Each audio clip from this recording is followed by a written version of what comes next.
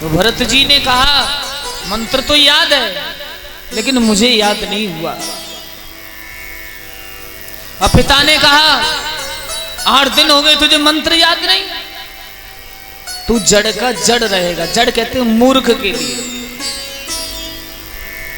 और महाराज जब ये कहा कि तू जड़ का जड़ रहेगा तो उससे कहा कि अब तुझसे पढ़ा भी नहीं जाता, तू ऐसा कर खेत में गेहूं बो रखे हैं और उस खेत पर जाकर के चिड़ियों को रखाना है।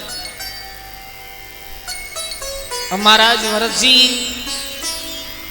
खेत पर आ गए। चिड़ियां आती हैं, चुगती हैं, उड़ाते ही नहीं। दूसरे के खेत से उड़ाते हैं और अपने के ऊपर जब उड़ती हुई नजर आती है तो कहते हैं इसी में बैठ जाओ चुगो, इसी में बैठ के चुगो। लेकिन धीरे धीरे गुनगुनाते कि राम की चिड़ियां राम को खेत और चुग लो चिड़ियां भर भर पे। बोले अगर ये राम जी की चिड़िया हैं और राम जी का ही खेत है और राम जी के हम हैं तो क्यों ना चुगने दें। बड़े भाव से भाई 2-4 रोटी खाना पहुंच जाता है, खेत पर रहते हैं, भगवान का भजन करते हैं, मस्ती आ रही है। राजा रहुगण एक पालकी में बैठ के आ रहा है। 4 कहार नीचे लगे। आजकल के जो राजा महाराजा हैं, विधायक, मुख्यमंत्री, प्रधानमंत्री, ये क्या राजा ही तो हैं? तपस्या करके राज्य मिलता है। परीक्षित महाराज आदेशी और तपस्या करके राज्य मिलता है। राज्य पाने के बाद नरक मिलता है, कोई रोक नहीं सकता, ये ध्यान रखना। जितने ये विधायक, सांसद, मुख्यमंत्री बने बैठे हैं ना, ये राज के मध्य में उल्टे सीधे काम करते हैं। प्रभु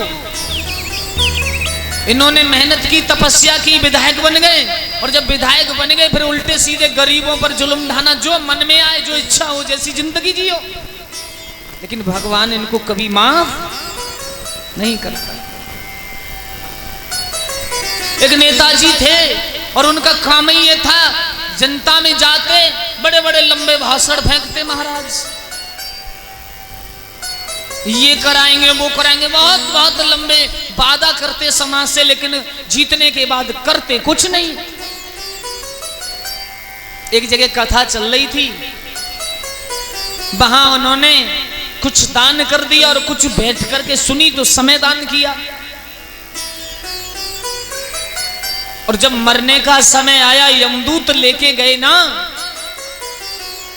स्वर्ग के दरवाजे पर पहुंचे तो कहा कि आपके लिए मात्र 24 घड़ी के लिए स्वर्ग मिला है, बाकी नरक ही नरक है। बोले वो 24 घड़ी हमें कैसे मिल गई? बोले कथा चल रही थी, कुछ ने आपने दान भी किया था, वहां बैठ के व्यास जी के साथ कीर्तन कर लिया था, वही थोड़ा सा स्वर्ग है, बाकी तुम्हें संपूर्ण नरक जिंदगी है। नेताजी बोले चलो काटना पड़ेगा जो किया है, पर ये बताओ स्वर्ग में क्या है और नरक में क्या है?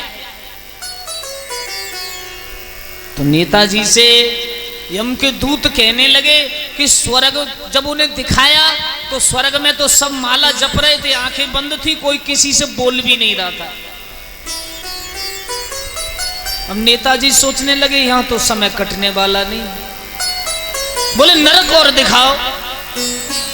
तो उन्हें नरक दिखाया तो नरक में यम के दूतों ने उन्हें बदलाव करके क्या दिखाया कि बस पार्टी चल रही है, ताश खेले जा रहे हैं, आनंद आ रहा है, वैश्याएं नाच रही हैं, तारी मार मार के हंस रहे हैं।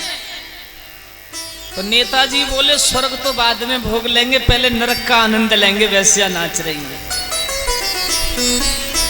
और जब उन्हें नरक में डाला गया तो ना वहां वैश्या थी, ना वहां ताश खेलने वाले, ना वहां पार्टी थी। वहां तो पकड़ते हैं, गरम तेल में डाल रहे हैं, कभी छुरा घुस रहे हैं, कभी काट के लकड़ी के कोलू में पेरा जा रहा है। तो कहने लगे यम के दूतों से ये धोखा धोखा धोखा, दिखाया कुछ और कर रहे हो कुछ और। तो यम के दूतों ने कहा कि तुमने भी तो यही किया था, कहा किसी से कुछ और था और काम कुछ और किया था।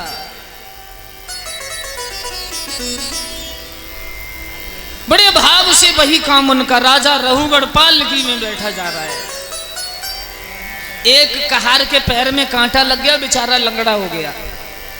वो कहने लगे, 3-4 कहार, राजा कहने लगा कोई अगर तुम्हें कहीं पुरुष मिल जाए तो उसे लगा लेना। अब भी तो महाराज भरत जी ब्राह्मण परिवार से हैं, खेत रखा रहे हैं, मोटे ताजी हैं। एक कहार बोला सबसे अच्छा रहेगा, बड़ा मोटा हो रहा है, उठाया उठ। उन्होंने यही नहीं कहा तुम क्या कर रहे हो, खड़े हो गए उठ के, पालकी में लग गए, चलो चल दिए। उन्होंने यही नहीं कहा कि हमें पालकी में तुमने क्यों लगाया, लेकिन चलते समय उनकी जो दृष्टि है वो जमीन पर है।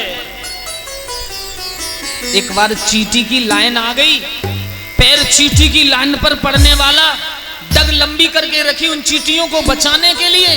पालकी हिल गई, राजा का सर ऊपर पालकी में लगा। तो राजा कहता है ऐसा कौन सा मूर्ख है जिस पर चलना नहीं आता। कुछ पालकी और आगे चली, जब पालकी आगे चली फिर झटका लगा, चींटा मिल गया, फिर पैर लंबा कर दिया। राजा ने कहा पालकी नीचे रख लो, तुम 4 कहारों में कौन से चलना नहीं आता। तो वो 3 कहने लगे ये जो मोटा वाला है इस पे चलना नहीं आता। तुम ऐसे चलने की प्रक्रिया खराब क्यों कर रहे हो। हाथ जोड़े महाराज, जब हमें किसी को जीवन दान देने का अधिकार नहीं तो मारने का अधिकार किसने दिया। अरे हमें कोई चींटी अगर दिख जाती है तो डग लंबी कर देते हैं, उसे बचा देते हैं।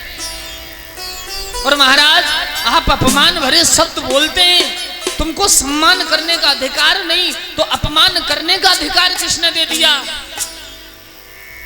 राजा रहुगढ़ को वो उपदेश दिया कि बस।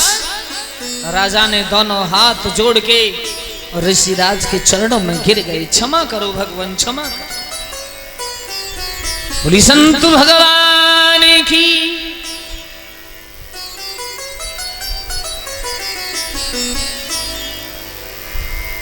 और राजा रहुगढ़ ने उसी समय जड़ भरत के लिए अपना गुरु बना लिया। और महाराज वहां से चल के उन्होंने थोड़ा समय और व्यतीत किया। 4 चोर चले चोरी करने। एक माता रानी का मंदिर पड़ा है और उस माता रानी के मंदिर के सामने चोरों ने कहा अरे अच्छा सा धन मिल जाए चोरी में तो एक मनुष्य की बलि चढ़ाएंगे। चोरों को धन प्राप्त हुआ, अब बलि चढ़ाने के लिए वो मनुष्य ढूंढ रहे हैं।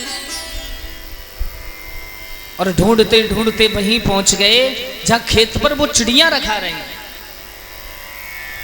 जड़ भरत जी से कहा खड़े हो, उठ के खड़े हो गए। मंदिर प्रांगण में ले गए वो चोर, बड़े भाव से स्नान कराया, माला पहनाई। यही नहीं कहते क्यों नहला रहे हो, माला पहनाई, तिलक किया। यही नहीं कहते कि माला क्यों पहनाई और क्यों तिलक किया, नए वस्त्र क्यों पहना रहे हो। मंदिर में ले गए, खड़े हो जाओ, खड़े हो गए। कहा नीचे गर्दन करो, नीचे गर्दन भी कर दी। यही नहीं कहा लौट के कि गर्दन नीचे क्यों कर रहे हो। लेकिन एक चोर ने गर्दन झुकी है, जिस समय तलवार गर्दन में मारी, बस उसी समय जड़ भरत को बचा दिया और देवी प्रकट हो गई और देवी ने चारों चोरों को समाप्त कर दिया।